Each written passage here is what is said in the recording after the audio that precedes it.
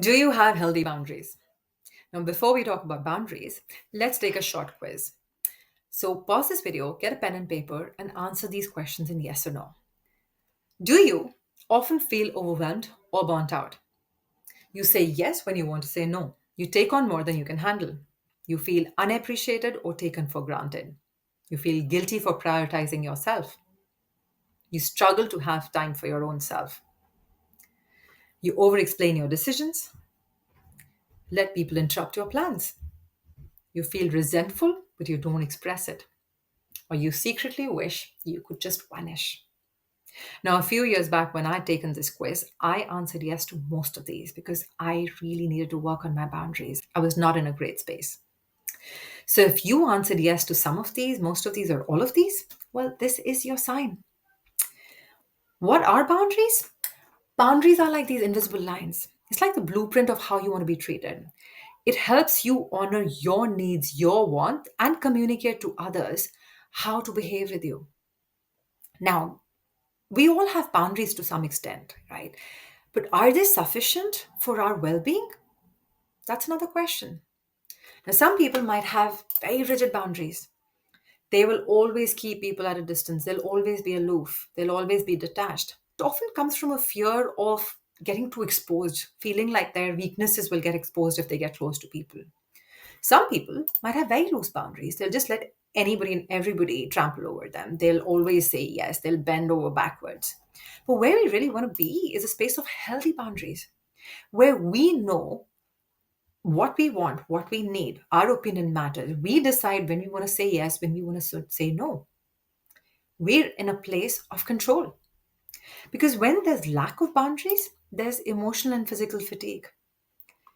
But when we're in a space of healthy boundaries, well, that's self care. That's actually well being. That's being authentic. And when we're coming from that, we can have better relationships. Now, it's not always easy to set boundaries, it's the way we think about boundaries. Well, let's look at some reasons of why you may not be able to set boundaries easily. First, you might have a fear that if you say no or if you express what your wants are, you're being rude. Or you may not have a clue where to start. It's all so chaotic that it's just better to stay in this state than to do all the hard work. Or you don't like it when people say no to you. So you're projecting the same and you don't want to say no to people. You don't believe boundaries work. Simple as that. You just don't believe in the concept. You find self worth in helping others. Your meaning comes from doing things for others. You feel anxious about future action after setting them. Neither are you sure if you can stay committed to it or how people will react to it. You're a people pleaser. Your sense of approval comes from others, and therefore you will always say yes to make people happy.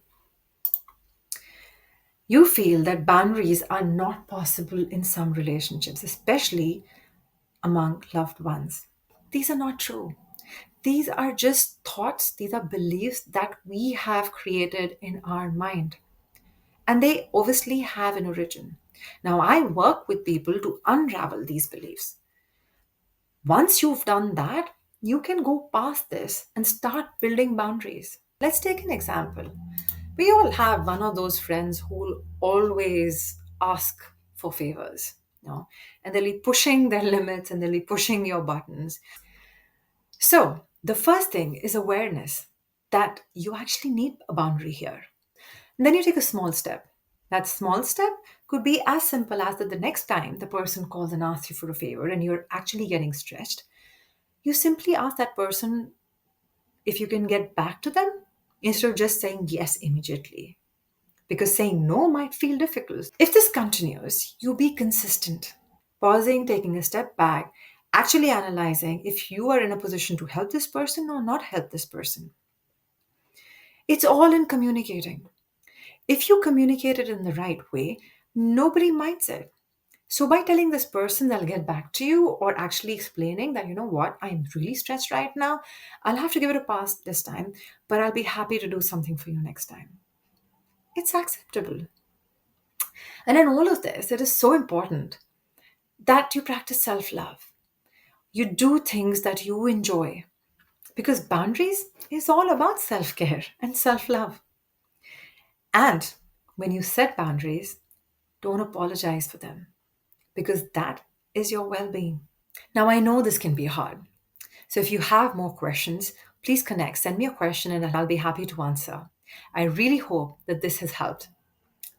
Happy setting boundaries.